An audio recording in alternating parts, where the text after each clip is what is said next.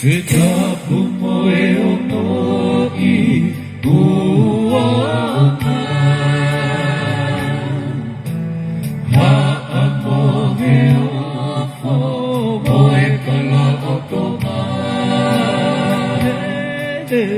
Deu whakahe Dara malo ai fuga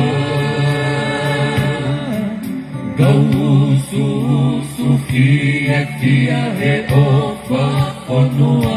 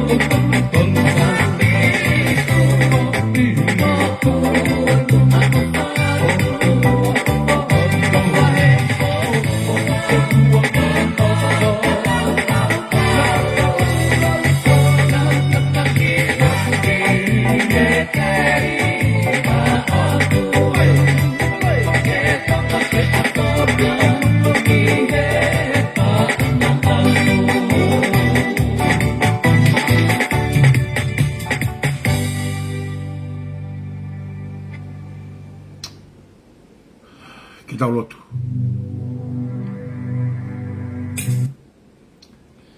O tō maf koe mau tamaita ngata a Fiona mau haka he lan kua tau, pia pata i la tu, I he taki whanonga hao a ho awhio. Mau tu uta ia ho a whakakolo a ko eni. Mau whakamalo o tua. Ko hui koe mau toi au mai ki he polokalama tau tapa ilang kilangi e ta. Ai whatongia to tonu o haa tangata. Ai whatongia to tonu ai tangata moe tonga. Ke mau tangi mo tau tapa ki o awhio. He koe tawheanga ia moe matawai ia oe mo ui. Mai ki whanua ko mau ofai. Ai whanua na e tuku he ulaki whaa ki ho o awhio. Hoa whakakoloa koe ni mau whamalo ai o tua. Koe uhi koe taki whanonga hao o ku mau inasi ai i he mo ui. Whakakoloa mo ui ai ki he hao o tonga tamako king tupo wono. Mohono whare. Pea mue kainanga o e whanua. Mau whamalo koe o ngore tio koe. Le tio mate maatonga. Mue efa ema waluhiwa po ine nima.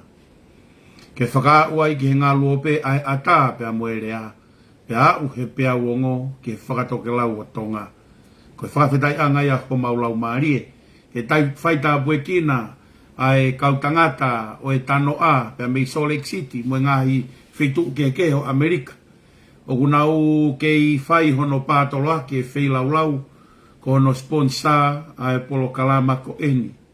Ke whaita pue kina ai nau ngahi ai anga mea. E koe ai ngā mea masiva pe. Tamai, to whahala maari e ako e he polokalama e ako e ni. Pea uhifo lau maari e ke rea ako se vaniti. E ngāwe aki ai rea oe ofa, ai ofa he whonua, ofa he tonga, ofa he koloa na e tuku he kau takiama mua. Pea ke whakahokoa ke tau po e whinangalo e a Fiona.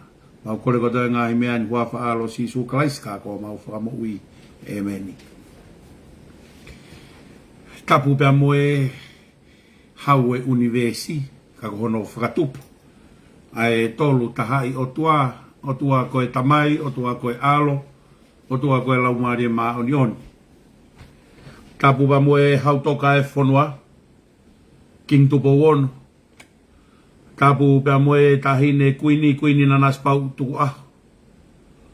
Tapu pea moe Prinis kalauni, prinis tupou toa uluka alala, mono whare o tupou moha moheofa. O whatapu heni ki he konsela tonga ki Australia. Koe tau mua waka e whanua o mau whukoutu ai.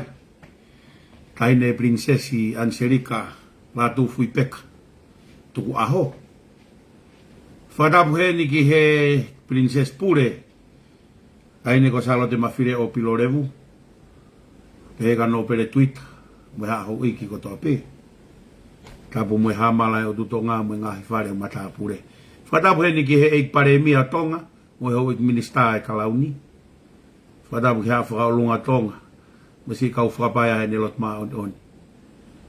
Tue mua ke u whatapu mawahe heni ki he ongo whai whare a whewhine pia mo tangata. Ai maa sola mo e vulangi ko toa pe. Ai tuku peke tala he mo kāpui. Pea whakamalu atu he tala o kumalu ai ai whonua. Ai tala oe o tua motonga ko hoku tofi a. Ai ata pe mua mo se vanite ai o tua pe mo e tangata. E kei whakahoko ho tau whatongia. O e polo kalama ko e ni tau tapa kilangi. To mua tuku pea whakamalo ki he o tua. He tauhi o kune whai maa ki tau tolu he ngalu o pena. He whonuani, pea pehe ki tongana. He tauhi ofa, tauhi lelei, tau kei wholongolonga i olai he funga o e moui. O whamalo heni ki he ongo reti o mate maatonga, ki he ata pea muerea he ngalu o pena. Pea muereti o efa ema. Waluhiwa poine nia, poine ni ma. Koe hui koe pea wongo. Ki whakatoa ke lau o tonga. Whatau mawaheni ki he sponsor pia mei soreiki kau tangata e tano a. Ai kei whai mana wakawakawa, ai whatongia o ku mou whai, ko e sponsor me he kato e masiva. I he whakahoko ho mou whatongia. Whamalo lahi heni ki he kau frontline ni. Whamalo lahi heni ki he takwhatani. Polo kalama pia po solo he aodi. Angeko e gulave, Koe mea ko toa be fai ake tau kei. I koe lahi ange hono fai. Whakalakalaka ange ia ki mua e whatongia. Whamalo lahi atu taki. Alu bea ho. Mo whakalakalaka ange. Aho o ngāwe o kufai. Pe hamo mo polo kalama. Pe hamo solo. O whamalo mawahen. Whakatapu ki kau front line. Toenga kau front line be Amerika. Ke nolo tapu. Kia ti whangupo. Kia risiati. Misiko rich city. Tuyono. Pehe ki he tamate afi Alex mawhatongia he tau ia toktali i kai pehe ki he toenga o e kau front line i pia mei Amerika ki he loteri ki a mesiko kau atoa o Hawaii ma James Bond pia moeongo fefine lea o Senelahi Cecilia Alofi kai uma una Tuyono pehe foki ki e Nusila ki a Faluku pe a mo le tu Prescott hamala tu tonga tori pe a foki o famalo atu ki a Tavake ki tonga me he fai fatongia pe a me o ko whakamalo lahi au pito ho moutu umai utoe ke holoki e mo unga e ta pe a kuhanga ia pe a me he wike kaha una o whamalo atu he ngāwe mo whai. Whamalo atu ke whamiri tū ko toa pē. He langa ngāwe, he powaki ngāwe, i he whotu ngāwe. Au tau whai, ke aku toka a whio i pia mei lotolangi. Ai lau maria o ku tau whai ko e lau maria o e whamiri. Mea ko tau ngāwe a kia e whamiri tū.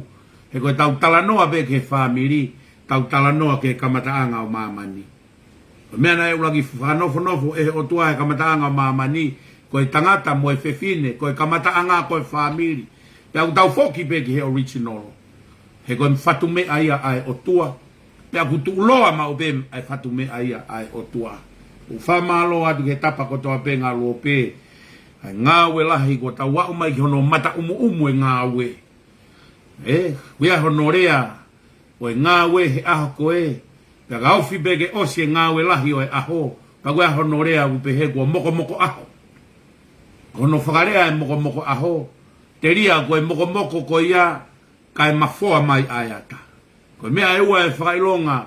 Koe whakailonga e whakatoto ai pō kai mafoa aiata. O koe e hono moko. Pea koe im hono ata ai puaka. Koe fwoi whakapouri whakaosi. O hau hono moko. Kai whakaata mai e mama ke funga e whonua. Koe moko aho e whatongia ai. Ngāwe ko tau whai. Tau e ni lue ni ke tau e whaa. Tau whakawheta ia i ki he o tua. Tau te whito ke polo kalama ko eni. Polo kalama e tau tapa ki langi. Whamalo atu ke whakaukau na e whotu ke whakaola. Ke ngahi whamiri ke heke.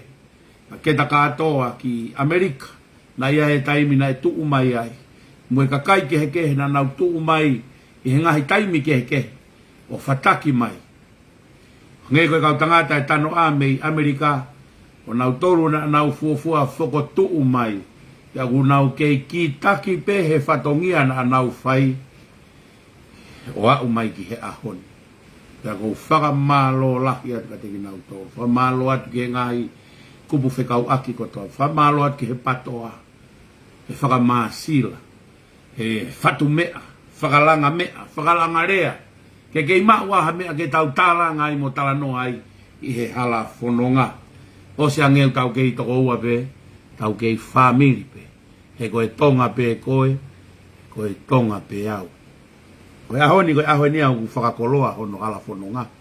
Te aruku iai pe hono ngahi mea ke tau tala no ai. Hono ngahi whanongonongo e ahoni, ko tonga, tū haha ke, toko naki koe ni. E mau hono whakotū e nau polo kalama, tuku mai ke ulau atu. Ka gulere i matangi ai ngā ue ku whai pia me tui hahake. Mau nā ku ahoni, nā e tōmui e tau polo kalama, nā ku toki whoki mai, nā ku lere atu, nā mau whakataha ki he hotere koe, o ku whakahoko ai e polo kalama, kātoa ngā tū, o malangai, o e tuku whonua e koloa ai whonua. Malangai tuku whonua he tahataha i he hotere Acacia Ridge. Mo tolu ko toa pe Queensilani mo Brisbane mo hai pe tonga wi he area ko ni mo sets pe he kukolo Acacia Ridge Hotel O kai to e ua a Keisa Ridge Hotel i Brisbane. Kaha mā tepe. Koe whitu uia e whakahoko ai. Ai kātoa ngā tuku whonua. Koe koloa nea e whonua pe aku ataha pe ki hawhai ngā taha pe. Ki he tū, peki, patoa. Moe kau te noa ia pe. Oku mou ataha ke mou lava mai he tokonaki koe ni. Ki he kātoa ngā o tuku whonua ai koloa a ene a whio. Nā ne whai, o tai maria e tonga. O hau mai ki he ahoni. Ko e katoanga a sene lahi i he wike kahau tonaki. Ko e whakatondonu mai mei sene lahi. Ko e tau lotu e whaia ki he apsiasi. Ai malanga ki he apsiasi o e mama fo ou. Ko e hui ko e whai anga lotu ko he holo. O ku ki i stepu maalunga ki o lunga. Pe aku whai e si i whakakaukau ki he kau vai vai. E kai ke fuulelei ka nau tolu e kaka ki o lunga ki he whai anga lotu ko e i sene. Pe aku foki pe malanga o whai he apsiase mamfo ou. Ko e apsiase mamfo ou o kai to e ua ha apsiase i sene.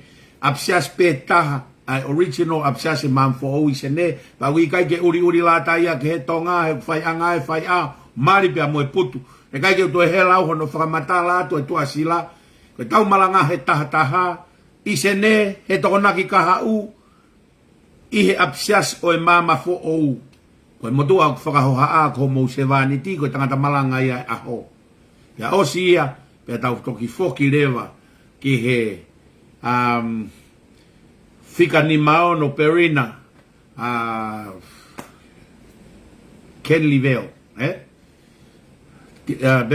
Fika ni Maono Perina Street I Ken Livell, koe whaitu ia e whai kia tau kātoa ngā hoa I lo mo kātoa ngā, ka te tau foki pese ne ki apsiasio e mamfo ou, whai kia tau malanga taim tahataha, pato e tau malanga, ospe tau hātonu rewa ki he holo koe, nā tau kātoa ngā e tau ko osi. Kai ke te fuela no whaka, te moi ki whanonongo whaka osi ki sene lahi, o ku mana tui, o ku whai ho mo ako hiva he feitu u tatau pe. Kai te whe mau ke to e laua te tua sila. Feitu u tatau pe I o ku namo ako hiva mo whakatahai. E whare kalapu koe ai tu aena koe I kil 40. Whai ki kil 40 feitu u tatau ai pe. Ai ako hiva I he sāpate koe ni. Koe hui ko tau whatongia whakawahare e so ni. Whakamau ai mo e tau ngahi himi I sene I he. Wike kahau. Sabate koe ni, ako iwa sene taim tolu. Tu ai pe ho foni, Uniting Methodist Church ko I ho foni, LA, katoanga LA, I he wike kahau ai pe, toko nakta tau ai pe. Tahataha ai pe mo e malanga ko ia. Pe toki tā tuku hake he aho whā, ai katoanga tuku whonua, he aho whā ti se ma, ki Frisco, pe toki pāti kiri si masi rewa, e whaia he aho taha fitu, e whaia ki Auckland, Ko e lai nei e hala e tau kātoanga o whai, e whakaosi o pāt Christmas ki Auckland, whakamanatu mai mei ai he kau tangata me Auckland ni, tangata o tonga, mo e kau tangata ai ngahi kātoanga ko ia. Ko e tau ngahi whanongo nongo ia, lawa e whanongo nongo ia. Tau hoko atu tau tolu, ki e ngahi tala noa koe, o e weekend ni. Ko e... Tu keu ki kini atu pe he na ku whanongo he ki polo kalama pe na polo kalama koe ni na tuku hake e taki. O manatui ai fo I vitio koe ai hui koe e piveni a Mississika tam, o koe ke ilo e Mississika e koe high structure. Koutou e whakamanatu atu pe ka inga tonga. Koe whetaiaki, koe whetaaki o ku whai e he ongo komiti ai patoa, ui e tamwe, ui e hae. Mou pehe koe mo veu ko ia, ka nau ka hake o whakatuu hapureanga.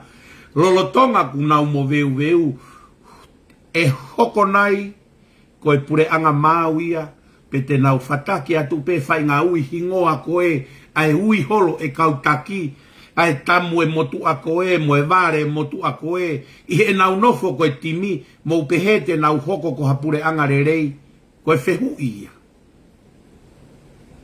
Kanaku maari e ia he ki konga koe ni o e tālanga a se tita pea mo piveni.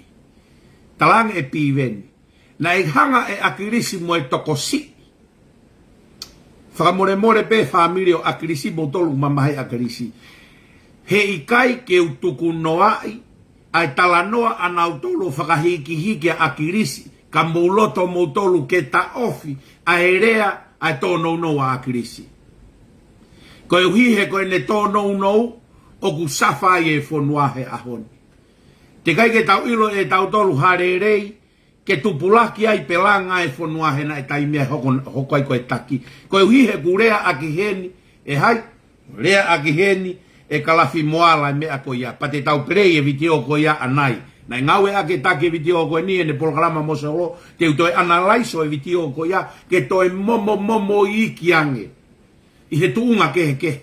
E tau sio ai ki he natula akirisi, he talanoa akalafi. Pe tau sio ai ki he natula akalafi. Moe mo oni mea na e talanoa ki akalafi. E tau to sio tatou o to e titei la ngeia he ahoni. Ka tau laki sio fi mua ai ki talanoa koe asietita pe amuhai. Talanoa asietita mo piveni pe auia e piveni koe ke toha tamuia o hai misisika. Po pe ane afi nau tautu pe kupo atu, nau tautu mai i tonga taputolu he kempeini ahai. Kempeini koe a KP. KP lo lahia, tautu mai a misisika, tautu mai a siaosi, tautu mai a piveni. Nau tuu kotoa ai foi sino e tolu o nau hanga ai o tu wake fine motu eta. Lo tonga e nau mo veu koe kautaki, nau tu hako tu wake ki fine motu a koe. Te tau mau nai hapure anga. Fe ofo ofani, meiha kau taki. O mo veu. Koe fe hui. Kau tala noa he rea koe nai whai koe piveni. Hanga piveni o ngawe aki koe. Nai hanga pe e akirisi mo e toko hiva o tau i. O ririu ai e founga whiri koe. Koe ahoni o toko taha fitu ai e kakai. Koe whehu i. Na e ririu koe he tau i e akirisi o taha fitu pea unu ai o lelei ange. Pena tau unu tau tolu o koviang. O kai koe mea mahu i ngā ende toa tau i o ririu o taha fitu. Koe mea fua ko toa pete tau fua aki ha mea kua hoko. Ko hono fua e ngā ue koia. O i kai koe me ake tau mātu uaki. Nā ne tau i o hiki hake o taha fitu pia tau whakarere o pare e mia pa tau whakarere pureanga. Kai ki au o kai koe mea ia kumahu inga. Uluaki hao tala maina e tau o alo taha fitu. Koe koe mea mahu ngai ne alo taha fitu. Koe mea mahu ngai ne alo o taha fitu pia saya ngea e whakarere whanua. Koe tari o ku ikai. O ku toe longoa ange whanua he tainimi. Toe palo pare mange whanua he ahoni. I he fo iha. Fo iririu. Koe te pore ha mea. Ka pau koe au kami o iririu ko iawa. Alright. Good. Pore fo iririu. Osi koe iau tau ha. Tau anu ai he whaingata ia he ahoni. E foi iririu. Nā ku talanoa ki ai ane afi. I he talanoa koe a mama pia mo kalafi na e pehe ai e kalafi. Na e ao mai whiri ai tu i e kau minista. O ne kore ai kapu pepe a muloti tang. Na ne kore avri am tang ke foki mai ki tonga hoko koe minista. Na e ao tangata pia o mai ere rei taha hoko minista. Pia sifi koe mei he me pure motu a ke toko taha fitu e kakai, pea omi koe ke whiri he kakai, a loata viriam tangi ke kau he whiri pea ha. Ria he kakai esi, ai ao re iki tua, ka nau whiri mai na dore ha, whiri mai na dore resi. Heu e nau tolu e, kou lak he tafa aki, ka e tata mai e nau tolu e resi. Whamatala i he tala noa koe amea, pea na e pehe ai e kalafi. Na aku ohovare au pito hono whakatoki mai he kakaia. A vriam tangi. Pea toi ohovare mo vriam tangi. He koe aunga vriam tangi he whonua. Neongo na e minista aho Whare area aho, ka hea o tawhai, ka o whaingata ia lalahi whakamo uirerei tonga, koe whatongia vire amtangi he po uri, ha o whai tawha he po uri. Nakai ke hunga ne minsta ana bagai te whai tawha vire amtangi. Ia e tānoa maari e ta, lo tonga minsta vire amtangi. Tawhai toke tawhi ha laki mei mate peisen. Tawha ka vave vire amtangi, holomu, lere ma vire amtangi, holomui mai e, toke tāna ne tawha mei mate, hata vire amtango to e tawha tu o ua. Whakawa o tawha sai maha koe. Lo tonga whiri mahe e tui e rei taha. Na taimi koe na tau sifi ai me whiri e ne awhio ke whiri e kakai, pia laku e kakai ia ai kakai rei ki tu. Koe ku wheu ia ka pīveni. Koe te pore he fo i tek ai o kumo pore ai mo se tita ki he ririu. Koe aunga e ririu ke ha? Ke osi e fo i ririu pe outcome o sayang ia he mea motua. O se ririu ia, pe huma whakarerei, ai foi mea koe whaia pore ririu, palaku angei. Laku ki tua e ka kairerei, kai whakahu atu e kairesi ki loto. Koe mea e kou tokanga lahi ai au, ki he ngahi whakamatala koe, o ku pore aki, e piveni mo e patoa, ai teke e akirisi ke ririu. Koe mea nai talanga e futa, tang e futa helu. O ku ikai ke tui ke he teke koin o whai e akirisi. Ai laka o au ke rai o te o tutu e whonua. O ku tui a futa ki he ririu, ka o ku ririu pe mo e taimi. Mo le ririu mo e taimi, o ku alu pe i vovia, o au pe o au ke mea koin o kawa o ke he ahoni, ka o ku alu pe i kai vela ha feitu, alu pe merino pe, o au pe o ha mai e mea tatau pe mo e ahoni, pe haare rei mai pe ia. Mo mana tu e whaka eke koe tu inima. Whakaeke ke tu inima na tang he tu inima. None of them of it's competent enough to rule a country. Ai poko pehe he tu inima. Katoa ai kau temo koe a kirisi. O kai kia hata haia nau tolo e whiunga ke hanga whakarere a pure anga. Ke tang he tu inima ia. Maybe out there. Wiaha kakai ai. Dia nau toki o mai o whakarere. Koe foi whakarea koe atu inima. O kui kai koe kakai he tainimi o kutau i koe whakarere pure anga, koe kakai totonu e ke whakarere pure anga. Talang he tu inima. O ku mahalo pe kuia e kakai i he pe moe kaha u. Te nau toki maa furi, pe tau alu pe. Koe mea nai toke he kehe ai a akirisi pe mo futahelu. Tu whakataha a futahelu mo laki niu. Tui ke he ririu pe mo taimi he merino. Ko hono whakamalohi o ha mea, ko pau pe ke whai mau i ai. Hono whakamalohi ha mea ke whai.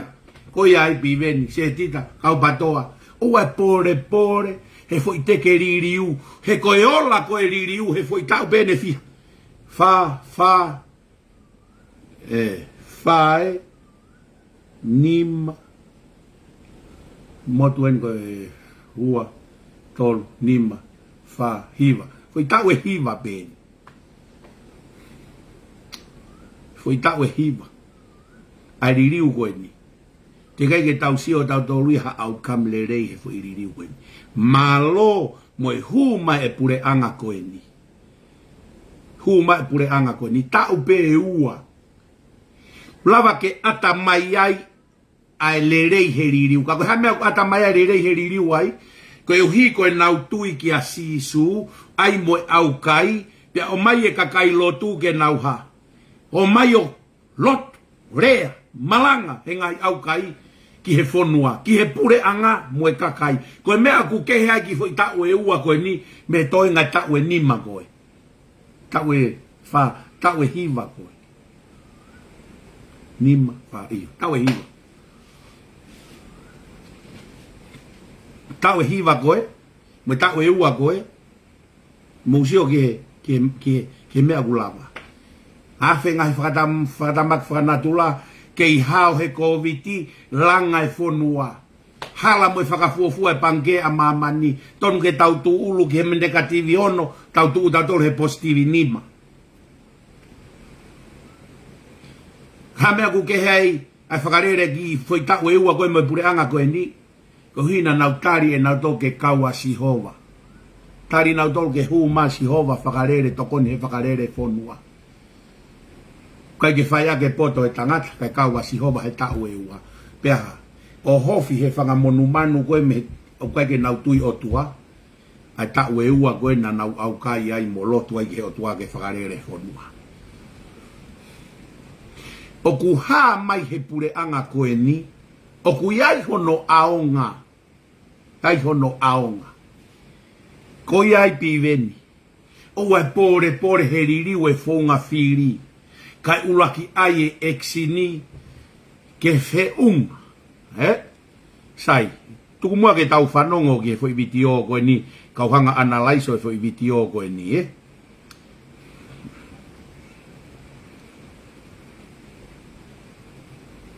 e tenu ne tau ia fai hala na o lea mai o gai ngai mea o whihala ki pe tenu ne tau ia fai hala na o lea mai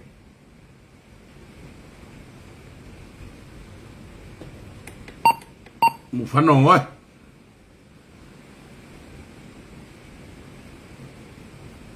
e tenu ne tau ia fai hala na o lea mai o gai ngai mea o whihala ki pe e pure lelei ngai mea o tonu ki tau whakatontonu i tau whaunga ngai mea o tonu ki whakatontonu tau ulunganga ko e taimea na hanga ue e loto tonga i o tau o whakahoko a ririu lelei ki o tau whanua ma whunga pure ko ki tau tolu ko e taimea ko e na ea uai ko o ne mau e mawhai o hoko ko e pureanga ko taimea na vai tahai ai tau kawe i na hoko kai palopare mai e pia i kai ke te hoko ko sempione au e peki hene pekia lo tonga i hene ofisi ko ia na e pekia ia i he tuunga maulalo au pito e whakahoko whatongia lo tonga maulalo e whakahoko whatongia ko ia ko pehe tau te whanong ne tau ia whai hala na o lea mai o gai ngai mea o whihala ki pe e pure lelei ngai mea o tonga ki tau whakatontonu i tau whaunga ngai mea o tonga whakatontonu tau ulunganga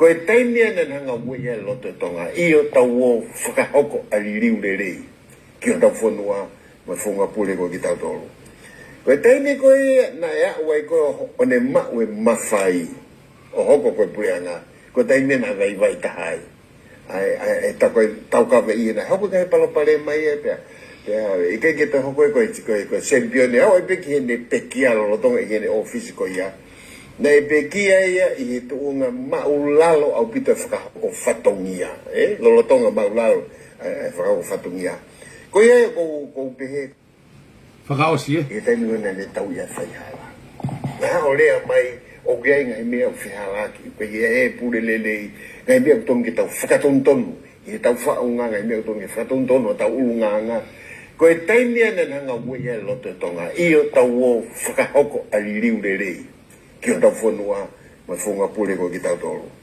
ko e taimea ko e na ea uai ko o ne mau e mawhai o hoko ko e pureanga ko taimea na vai tahai ai tau kawe i na hoko kai palopare mai e pia i kai ke te hoko ko sempione au e peki hene pekia lo tonga i hene ofisi ko ia na e pekia ia i he tuunga maulalo au pito e whakahoko whatongia lo tonga maulalo e whakahoko whatongia ko ia ko pehe ko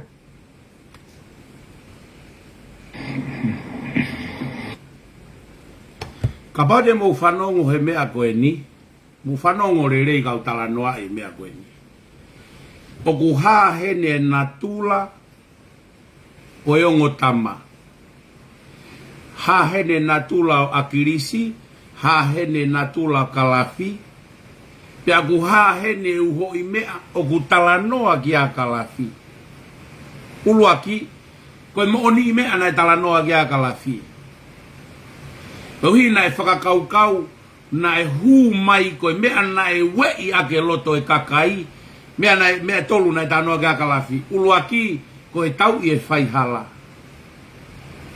ua koe pure rerei tolu koe whaunga pure whaunga whakafonua mea tolu na e tānoa kia kalafi tau i e whai hala pure rerei mo whaunga whakafonua. Koe mea ia e tolu na e hanga he e tamani e Samuela Akbules Pohiva a mea koe na rea kalafi o we i ake loto e kakaike nau tuku hake ki olu. Koe fo I mea fo ou. Hono to'o mai e ngahi mea whakaha ke kakai mo tangi. So ke whaihala. Ka mo manatu e ki mea koe ni. Mo manatu e ki mea koe ni. Ai tō fola ene awhio ene pehe. Wia ye kakai hen. O wia ye kakai na nau huaki ki wharearea ai tau ye whaihala. Pea wia ye whaahinga ia teki nau tolu I lotoni. Kau talatu ka mo tolu. Koe uhinga a ene awhio kia Samuel Agrispo hiva moe kau patoa. Koe uhinga a ene awhio.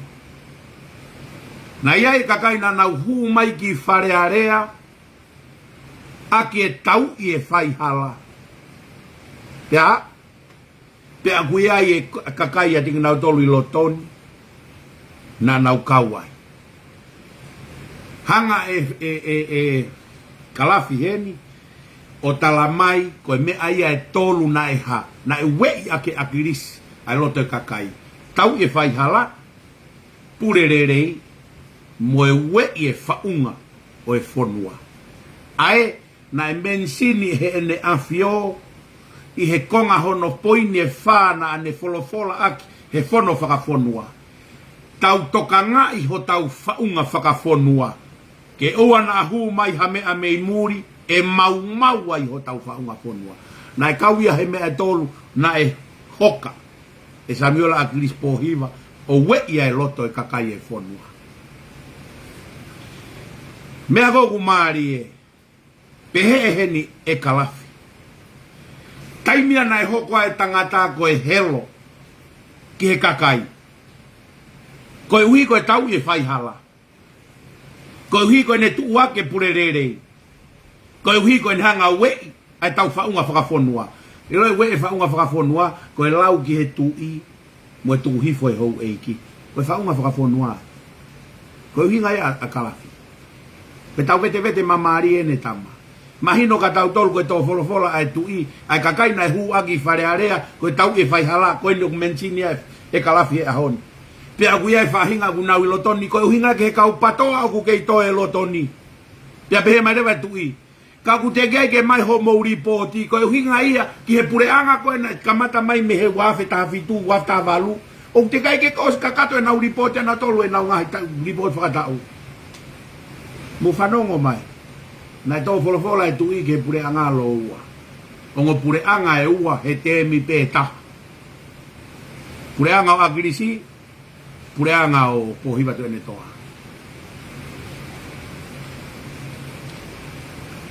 Whakatulo watu. Ki whakatulo watu. Sai. Koe mea ne hanga he tamau ngā ue aki. Iloi whakalolo ma. Koe taimi koe na e pehe ai koe e kalafi. Koe taimi koe na e hu ai koe o whakarere pure anga. Pea kehe rewa hono ulunganga. Koe taimia na e osi ai hono helo. He taimi na e hua pure anga. Pea mau o lalo rewa ai ha. Ai whakahoi ko whatongia. Pea pehe kalafi. O au ki he taimi na e pekia ai. Ko e ma o lalo taha ia o e tuunga whaifatongia. Helo he kempeini ma ulalo he whaifatongia. Na mo manatu I e kutalanoa, mo manatu I e kutalanoa ko e ki he kempeini ko e alu ki heri mo alu ki he vani, kaito e kehe mo e patoa. Tika he kempeini hua tu koe ki he aho totonuha. O kuiai fu uhi kuia se tane mono fu mea tui pia malala ata heri mo yafi. Kai aho kempeini nai ha. Suti free peace ma se tane ia pia na unofo mai he whaka ofa mo e fia mo e pāti. Kehe. Koe fui mea tatau tauhanga o whakapalareri he ai ngahi uhinga. Kai toi kehe mo e whakamatala koe ni a ku whai e mea. Whai koe ni e kalafi. Kempeini o helo a ke tau I whaihala. Purererei.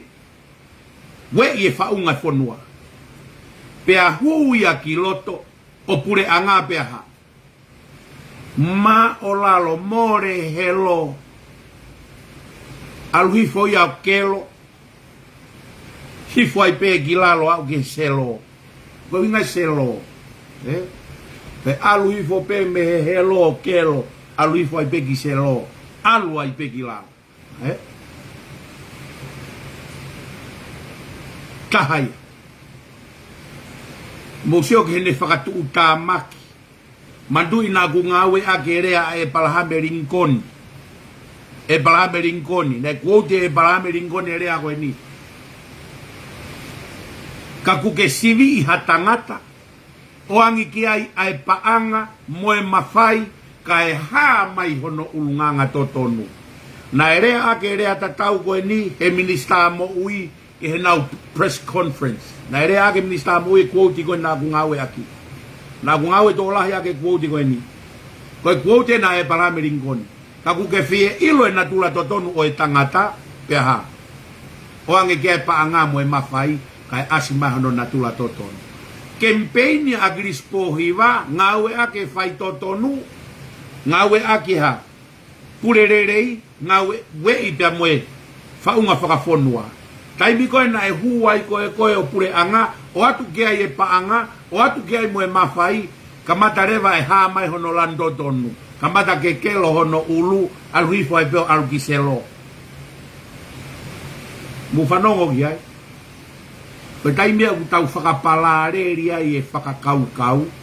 Moe aitia. Ko whakampeke ki tukulolo si ipe patoaka na ulava mai ki loto. O whanongo. He koe ko harea a aku. Ka koe rea a hai. Rea akalafi moala. Akalafi moala na e ave e sias pohiva o laine mua. Ave e sias pohiva akalafi moala o hoko koe laine mua.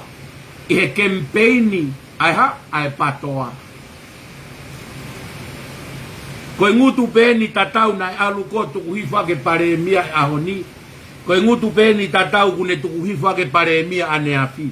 Koe foha koe ni nane tuku, o paremia koe nane tukuhifo koe ni polokalama koe ni. Koe ia pena ne toi hao taki atu ke alo tukuhifo ake paremia hoko. Paremia lolo tonga. Tau sio ange he mea koe. Mo ilo, ene hanga o vete koe mea koe ni. Mea mooni, kautalate mooni koe ni. Koe ko kalafi moala, koe fohalahi o masiu moala. Moi lo kapau na kei mo uya masiu he ahon na kawa masiu he konvesio kamai akalaf moala kana ikai ke tui kana kai ke tui a masiu ia ki he uho o akirisi na kai ke tui a masiu ia ke uho me amonda akirisi na kawa masiu ia he tu whakataha mo futa, tu whakataha pe mo amanakhavea iha mono pe ai whare. O kui kai koe whatu whonua fo ou hange ko piveni mo. Koe uho eni o akirisi kuhokat e piveni. Ue no akirisi kuhokat e piveni. Ai whatu whonua fo ou. Ai talamai ke tuku hota wanga whakawhonua pea oskoea pa alo ui hono whamiri ke whae ne kempeini. Koe anga whakawhonua e no whakai ngā. Piveni. Hau ko tala mai ke tuku hota wanga whakawhonua pa ke oskoea pa ke alo ui ho whamiri. O ngā ui ako ho whamiri ho kempeini. O ngā ui ako whamiri ho kempeini. Ikai koe. Koe anga whakawhonua e no whakai ngā. E te alo ui ho to kai ngā ke toko ni mai he whiri. Koe mea kui koe whepake lo ngutu koe. O lunga mai lo ngutu lalo. Ko whainga toonga mo uia koe tau tala noa ki ai. Ai ke he ngutu e aho kempeini moho to loto totonu. Koe loto totonu opi veni e whia ko tawanga whakawhonua. Ko no loto kempeini e nuku tui tau wala i he aho ni muha ofusi mai whamiri ke kau he kempeini. Koe ono natula kempeini ia. Koe ne osi pe whiri koe ni foki pe api venia ki he suti foki he whakamahua ho ke whamiri mo hai heti. Ono natula totonu ia ono. Koe fiti ini mo one tala noa koe kempeini ko heri. I tanoa ka piveni, tanoa ke tangatai paremia. Aini o kurea hanga tonu mai aki pe e kalafu moala. Na e helo he taimi koe. Na e kempeini ai. Ake ne ngau ake tau e fai hala na e folofola ke ne afiona e kakai na ua ki whare area. He tau e fai hala. Pure rei. O si koe na taingoe ke hua i koe ki he pure anga. Whakahu e kau whai hala. Pure kovi ko hono toko wala. Ba inga ake paanga e whonua. Whenga i ke vete ki ho tau whaunga whakafonua. Koe uho e ne huo o huo pure anga.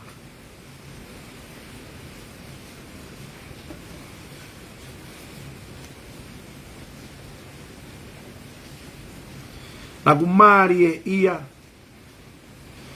i he na ea uhaka piveni ke ki konga koeni. Ene loto mamahi a misisika moe koa team he kaike na walk out pe hu ki tu me whare area ka ne whakatata ake ai lao e reta o ne pehe koe reta koe lao e reta koe me arere o kune whakapopula i e whonua. Piveni ka kupopula nge ngahi whonua te mokalati a koe kumau iai o tatau ai peho o rere ki whare koloa ta ereta mau koe polisi ko pau ke mo ua koe aia ko ho uhinga ho pehe kupopula tonga ai kakai he ngau ai lao ereta ka pau e to e lao ereta tau ataina tonga aia kumahino mai kupopula nge mau nofu amado e whonua te mokalati he koe lao fefeka ia he whonua te mokalati a ereta mo ua lahi e ta ereta mo ua lahi e te whanau ka ta ereta mo ualahi ka pau he ta scarcity. Hau ko tala mai ho mo polokalama koe pea mo setita. Koe lao koe o ereta kune whakapopula e kakai. Aia ku mau popula au pito mau tolu he whonua te mokalati ku mau iai. He kui kai ngofua hata ereta he whonua ku mau iai. O ku kontratiki ho o whakamatala. O ku whepaki ho o whakamatala. Aia ko lau marie o wia ai whaiteriha. O kai koe popula. Koe popula, koe rea ia o e lao. Koe tupunga ku te popula ai ka mea. O ku tipenia hono pure i ko he lao. Ko tau ataina mo ho o popula o ku nofo ia he lao. Ko mau i e lao, teke alu ai ko ngā e popula. Ko whai e lao, ko tau ataina ia. Ake hako tala mai, koe lao koe o e reta, o ku popula e kakai o tonga. Piveni, whakatonu ho whakamatala. Koe lao e reta, o ku ne whakamo ui. O ku hoko koe safety ki he kakai o e whonua. Tonga, mo ki a mpe, u a mai. Iha whahinga kakai, o ku taku he e patoa, whainga kakai o ku taku he e patoa, koe kau hero en, koe kau tae ufi en, koe kakai whiunga en, te nauririu e whonua. O maari e ia, koe ki fwoi, viti o koe nai, ko kususo atu koe ni, ko polokalama tau tapa kilang koe ni, he ki fwoi viti o a taki. Koe rea nai whae piven. Kai ke nau hu ki tua e hou eiki, nau toko sipia nau hu ki tua he nau tau i totonu. Hame na kai ke mo huai ki tua, he lao e reta o ku popula e kakai. Taku mau nofu e whonua tam te mokalati mo e popula he ai e mau reta. Hai aonga mo ai te mokalati. Kai osiang e koia, o ku popula ngai whonua te mokalati, he kuo pau ke whakamau ko kureta. Pia wā o whakamore pure anga he ngahi eti he TV i Nusila mo Australian o asi mai kau star si poti mo kau star whaiva o tu uake ai e reta. Pia koe whakarea o pehe. Kliki o belt save life. O kuhanga he reta whakamo ui, whakahauwhia mo ui. Uluakia, piven. Hua. Kua whakamo oni huafa ene afio ki he lao ko ia. Oua te ke wha o hake ai lao ko ia.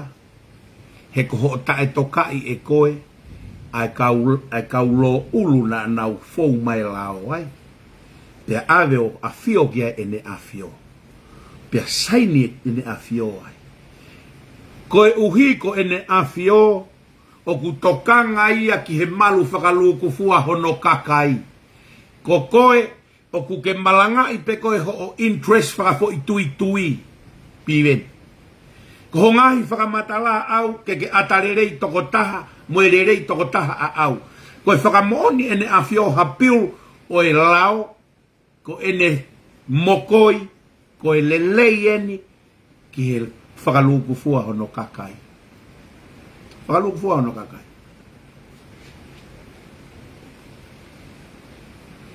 ko ere tāku ne whakahauwhia mo ui hange koe lau koe motua koe lau koe first mama hau na dolo tala mai ku more nau tau atai nā he tu uni he lao ke tau huhu e lava nai ke rea aki e lava nai ke rea aki whanonga foi whakarea koe ni ka mau ko he polisi o ku ke rere ta e laiseni he hala e lava nai ke talaange e he motu a rere ta e laiseni o ku more e ku tau atai nā ho moupu ke au ke ai laiseni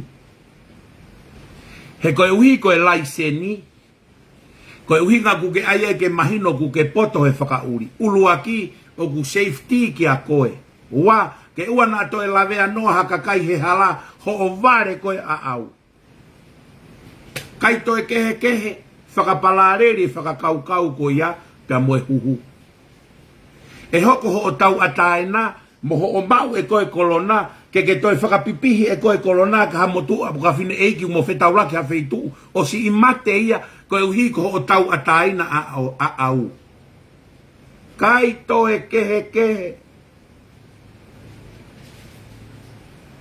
whakakaukau kai to e kehe ko mea ko hanga e Amerika o remove e kau whai ako o kuha o kui kai ke huhu he kuhoko ene tau ataina ana mo tae loto ke huhu ke ha ke awatu e mo e mahaki pa puke e kakai a kuha puke e kakai ke lave e kakai he ko e lao e safety o kui kai ko e lao e safety ko hot kakoe pe ko e lao e safety ki a koe mo e kakai ho atakai ka e tau te fito ki he ha ki he kakai o ku nau tauhi hange koe whai whekau hange koe whai ako tau whatatagi tonga hange koe mea koe na ere ake whaas mama koe nofu ai kakai he kolo koe hou eki o lau he wahenga hou eki tau pehe tahamano e wahenga hou eki koe misnare e hou eki he tau tahamano koe osia no wahenga pia ka whai ha whakaafe ke hou eki o tawataina kakai ko toa peke alu mo tae alu kakuha o ku tau he hou eki hono wamo no kakai o alo tau tuai pia koe ke alu ata ape ko pau ke toto koe sirinu whakamore he hou eki e mea e whonua he tau o ku lahi ange he ki wahenga ku ange he whonua mo e pure anga mana kakuha tu umari e kakai e kolo hono tofi a mo no kere he tahaku ke alo whakatau ho mere nipa ke hao re reto anga ni tola e wanoa he hou eki o ku ke whaluku he Januari o au ki Disema i he tofia e no pere ko ia whaluku ho o ngoue whakatau ho o ngoue nofo ta e totongi katau o mai tatolo lau o pehegu si mea e ho eki ke te ege whanongo koe kuk tau eni ni mango fulu tupu o ku te eki ai mo hanga nge patoa o vete mai ka au koe hae uhinga mo pehe pipi moe ahi koe ku vete en ke pipi moe ahi koe fie alo e ho e giga feituka koe kurere mui atu ki ai folahi ono ki fala koe fie mafatua e ho e kika koe tari koe pipi moe hai whanongo patoa kau vete pipi moe hai koe ke fie mau mai ho gia foi ufi ko alo atu kau whakahi fuate lori ufi tori e kumere ni ko ato whakahi fuate koe mea kui koe pipi moe hai a patoa kau talat ka motolo he ahoni te e ki tu o taha ke uange haseniti hano pere pe ko ene afio ko mourea pehe mai ka au ko pipi moe ahi he kuou ave tu o taha ha anau mea Pe mau haku se ni ti paurere ato ave mai no pere. Pe te ave mai ne afio hala ata. Ko e ku mea ko ku fai, ko e ku tala noa pe he tauhi hoku waha ki he hou eki. Pai ke haku mea au ke fai ake tauhi waha. Ka ma fe tau laki ha feitu ko bet malo e lau maria tui ha te ho. Ko e ku mea pe au ku fai ko e fo irea pe hala ha sirini. Hala ha koloa. Hala ha tokonaki. Malo e lau maria. Ko e fo i tauhi waha pe o oku mo e hou eki. Tauhi waha pe o oku mo e ne afio. Ko e rea koe pipi moia. Mou toki o pe o fai a ke e kakai. Oku mafatua e ne afio ko nau kai la. Koa weni, koe pipi moia hi. Te kapau te tau ai e ku whaka uhinga. Ke toki pipi moia e tau o tau fetuku ki e tu i mo ave paanga ki ai, ave tokonaki. Koe pesete e fiha he fonua oku pipi moia.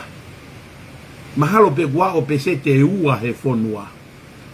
O kunau fai e mea koina. Pesete hiwa walu e fonua. O kai ke ave koe hao mea ke tui. I kai ave hao mea ke hou eiki. Ko wherewa ho moulau e pipi moe ahi. Ki whanongo, tu si o whanongo patoa ka mou tautu mange. O veteki ange whaungarea ku mou tautou ngau e aki. Pehe ko e mau mea ku whai ko e pipi moe ahi. Hala ata. Koe whaungarea koe pipi moeahi. Koe kakai o kuo fesilou si. Whai e whakalai. Nofu ake ape hou eiki. Tari koe ai. Whetuko e mea rerei kotoa ke hou eiki. He te kai ke tamai hou eiki ake ke alangi mua mea pehe. Ko koe bea uku ke tau whetuko atu ai. Kai ke a o pesete ua pe pesete taha kakai he whonua whai mea koe a ke tau lau nau tolu koe pipi moeahi. Ko whetau laku maho eiki ane whi. Ika. Ko e rea koe o kou ngau e aki. Ko e tauhi hoku waha. O ta tau pe mo e ku tauhi hoku waha aki he e ku tamai mo e ku whae. Tauhi hoku waha aki hoku tuo whewhine. E lau nai ko e pipi mo e aki. E ku alo ave tokonaki mo e rerei taha e mea kou mau haki i whai aha ko hoku tuo whewhine. Te ulau ia ko e pipi mo e aki. Ikai. Ko e ku whaka apa aku. Te hoku tuo whewhine. E lau ko e pipi mo e aki. E ku mai e mea kai rerei ko toa peke whawhanga ke utamai. Mo ku whae. Tauhi au wāge tamai mo ku whae. E mo mātala mai mau pipi mo e ake hou eiki mo e tui. He kuo iai ha mau mea e ave ke hou eiki mo e tui. Whakatontonu o mo atamai. Whai e whakawhe. Ma wo ave ki toko naki. Ave mo sila e whaifekau. E lau ia koe pipi mo e a. Ika ai. Koe mau whai e mau tolu. Ai whatongia to tonu. Mau ilo ke whai. Koe mau tauhi o tua mau tolu. Mo hanga nge o vete mai. Koe haho mo whakauhinga ke pipi mo e a.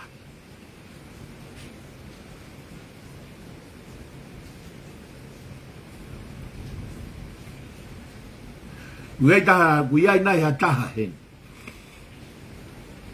Ko tu wat ha whekau me he hou eiki. Whemau ha seniki. Whemau fui tokonaki. Whemau mai ho o pulu. Whemau mai ho si ke ange whahi maana. Ai aku tau tāki ai pi moea. Tau nofo nau ngai tofi a. Kumia ho tau masima. Whawhangai ho tau whamiri. Fua ake ako e tau whanau. Fua ake tau kawenga. Pai ke nau rea mai nau tōru. Rahe ngahi kolong ha. Tofi a tui. Whakaongo si a motore ne awhio. Ikai. Tamau kaila pipi moe ahi. Kua ke whiu fua hai whatongia kakai gulau koe pipi moe ahi. Hala ata.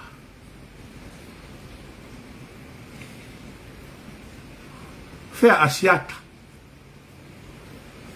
Whea kau tama gulau pipi moe ahi. Mo mai ange o veteki ange rea koe uhinga koe pipi moe ahi. Mo maa vete mai ki tau whanongo pe koe haa mo whaka uhinga koe pipi moe ahi. Kau ni mangofulu tupu e. Ko e gutau hiwa ki he ne afio. Tu o tahape. E gulululu mo e ne afio. La aku nga fonua tu po fa. Mau e mau kalasi he koristonga. Tu o tahape. To ha fa nga mari ke ululu ai mo e ne afio. Hala ta.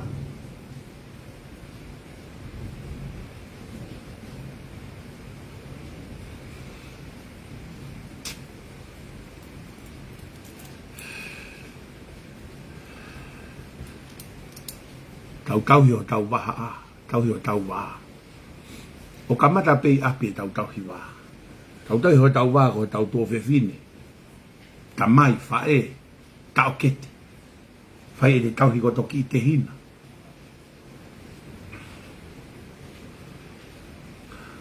Ka noa ere wai mea koe.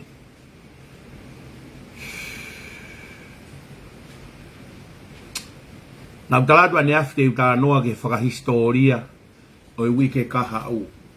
La mou whanongo patoa kau talatu. Te uto e whakamanatu e mea koe nihi wike kaha au. Koe wike kaha au, koe wike ia historia o e wafe wataha. Wike kaha au, wike ia historia e wafe wataha. Hana i hono uhinga. Hana i hono uhinga e lawai koe wike historia wafe wataha. Kono uhinga e.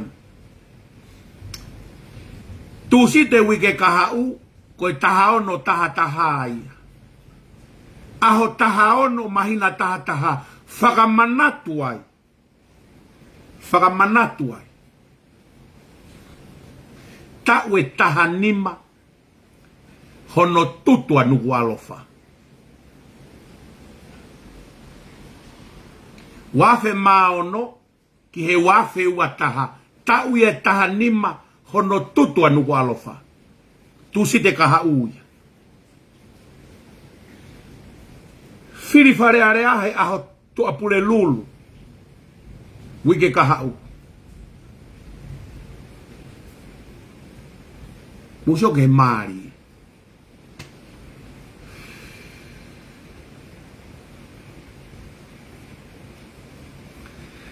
Ta ureva e whaono.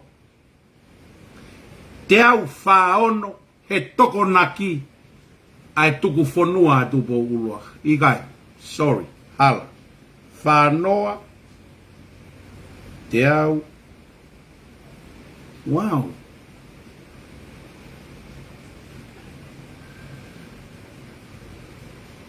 Te au ono noa. Te au alua. Taha walu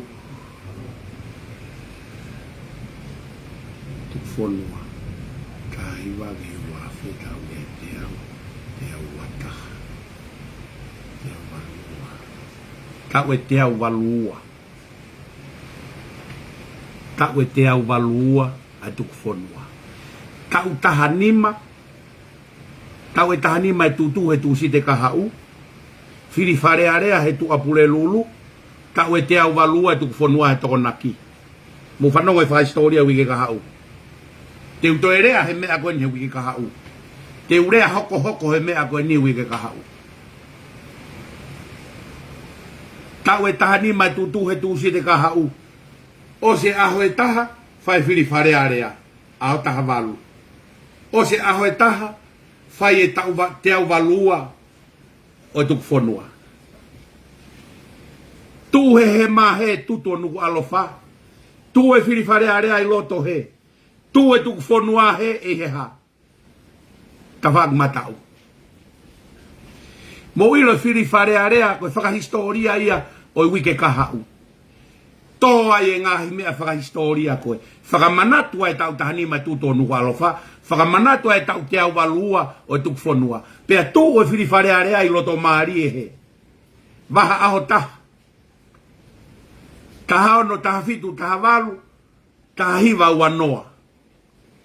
Tu e taha walu i loto, tu e taha ono he, tu e ua noa he. Koe fili wharearea o wike kaha u. Koe fili ai tonga. He wahaa o e tutu e whonua. Mo e tuku whonua tu po uloaki. Koe kakai koe kunau fili wharearea.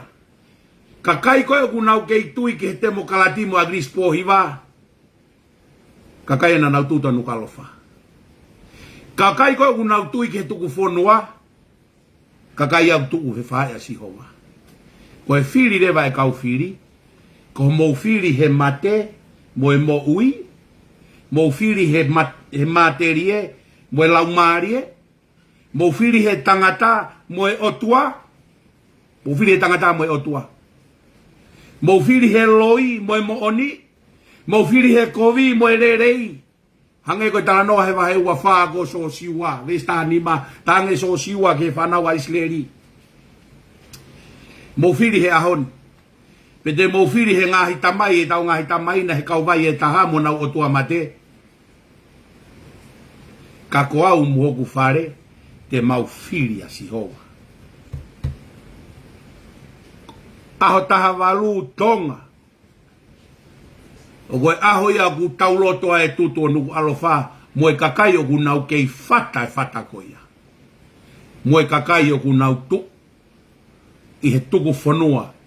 Pea mo e nau kei tui. Ki he otua. Mo e tuku whanua tupo uaki. Kakai e ua koia nau fili. Aho taha walu. Ko mo fili he ma he kosi. Pe ko mo fili ki he matau. Ko mo fili ki he mate. Pe ko mo fili ki he mo ui. Ko mo fili ki he kovi, pe ko mo fili ki he rerei. Ko mo fili ki he mama, ke pouri, pe ko mo fili ki he mama. Ko whakahistoria ia, o wike kahau.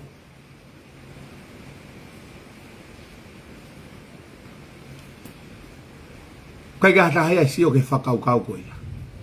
Unofo e aho he wikeni o whakaukau, ai mālohi, o ngahi mataifika. Malohi mo hala fononga. Mo mandu e fili koe Siauspo hiva pia mo hai preskoti. Na fai e fili novema na kehe ake toko tahataha. Na toko taha ono. Fai e mahina tahataha e fili na kehe aki e na fili e toko taha ono. Asima e taha ono tahataha. Talu e ai mea mo e toutou asi mai peta hono tata. E whiri ko aneta pea mo siaosi. Mau e siaosi, ke hake foi toko taha hono, kana e whai whiri no ve mai na tata.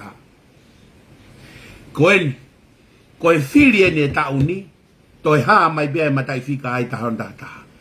Tō pe he wike tatau e whiri, ai taha hono taha. Mo e taha walu taha. Mo e wanoa tata. Tuto nuku aloha. Fili wharearea. Tuku whanua te pōuraki.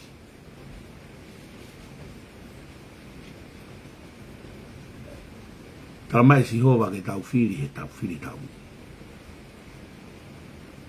Taimi koe nai foki maa mo sese koe he. Me he mo ungai sai nai. Kua lotu e kakaia ke fu kafi, ke fu kafi koula. Whekau he o tuaga Moses. Tarange kakai ko hai kufiri ke Sihova, nau alu ke whae koe. Whekau ke alu ke whae taha, hai kakai koe. Nau tui ke te wolo. Te alu kakai koe ki he, alu kakai kutui ka Sihova. Hai mena e hoko, whakawa he o tuaga kere. Osi hivu, tapu.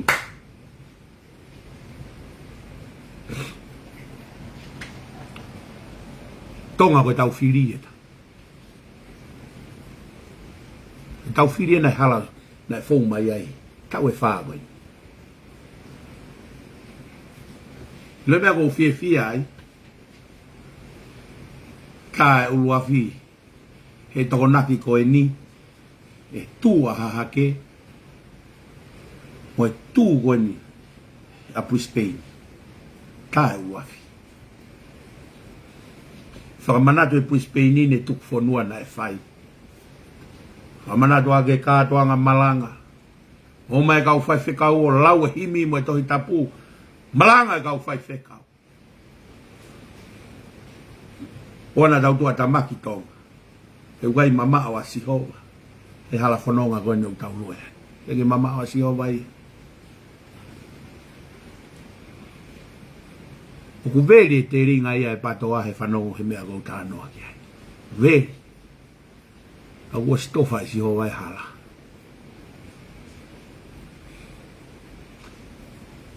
Tofa i sihova e hala. Mapolo kalama a pong. Te mapolo kalama a pong. Pea moe palo fesa. Te mapolo kalama a pong i moe palo fesa. Polo kalama ko ia. E te lahi ange hono ngahi mea maari e ona. Mo ofa sio he tau polo kalama a pong.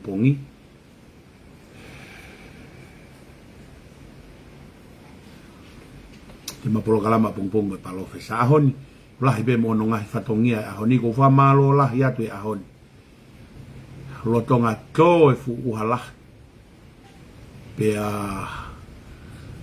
te usi alu o whenga ke piki mai hoku o whewhine pea mei he ako.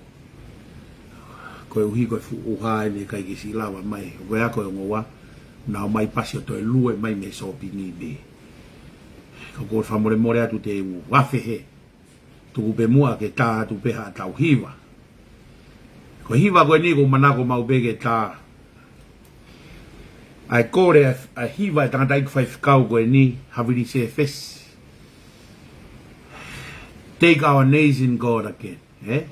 Kore ki he otua ke ne toi mau hake a tonga. Kore ka tau tolu ke tau toi foki ki he otua. Kore ki he otua ke ne toi mau hake a tonga. Whambeke tau ki whanongo ki ai. Ke hanga hiwa koe ni o whakatoka maari e ho tau. Ase mo ui. Hai tonga koto. Whambeke mo unofo peilo tona. Mo whanongo ki he hiwa koe ni. Ke ne hanga tataki o tau lau maari e whakaosina. Ke tau prokalama ya koe. Ka mau whewhia le mau hiwa ki whahio ka ni koe lotu pe. Ma tau pule anga. Ka tonga. Ka wotui kau koloa ia katoa ai. E hanga e o tua. Koe alase mo ui. Hai tonga kotoa pe e feitu kotoa pe o kawai mo nusilani. Whai e ne whakaake ake mo ne liliu mo ui ka te tau tolu. Tau nofo i e konga whaosi. Ke tau inasi e presi mo e. Mo ui o fuaki mai he iko sisu klaisi.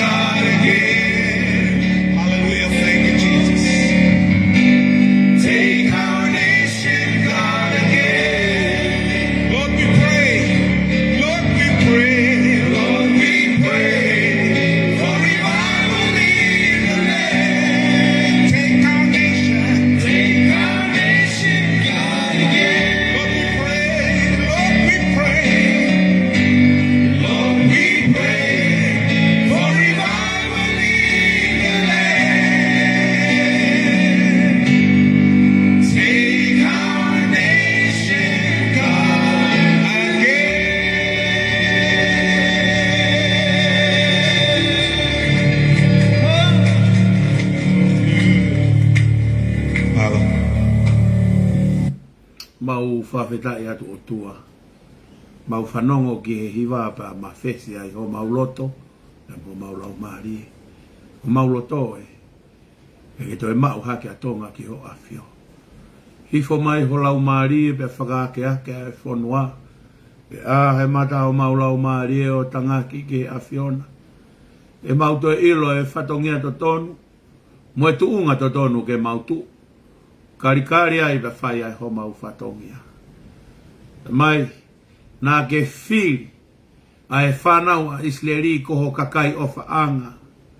Ka nā e whiri e tonga a e awhiona koho mau o whaanga. Ko mau malu anga. Ko mau fie anga. Ko mau tauhi anga ia a ho awhio. Whawhetai atu ko mau loto. Whamore atu e mau alu mo foki. Mau utu mo ririki. Hake to e whakaake ake pea tonga. To e mau hake pea tonga ki o awhio. Tuku ke mau foki atu. Mau foki atu. O e whanau o ku loto ma fesi. O hange ko e rea ai whoha mau koloa. Kai ke mau tau ke to e lau ki mau tolu ko whanau. E ko mau whaianga hala. Pe ka ku tau tonu ki o awhio. Kawange ahe toe ngai whanonga e akoeni. Kawange ahe ngahe teu katoanga. Ai whakamanatu e ngau e nai whai he ulak wha. Ai koloa ai whanua mo e whare o tupo. Whakatoka e koe halake whiunga mo whina ngalo. Whawhanga ki maudolo ho maa mo ui. Whainu ki maudolo ho vai ora. Whakaua toa loto a vai. Pe koe kiresi o mau eiko si su kalaisi. O whaai o tua koe tamai. Whiohi o e lau maari e maa oni. No foi a teki maudolo. O na hiki. Ai whai peota ngata. Amen. O whaka mautolu. Whai tau bikina mautolu e o tua. Rewe e malanga. Kau te tau atu.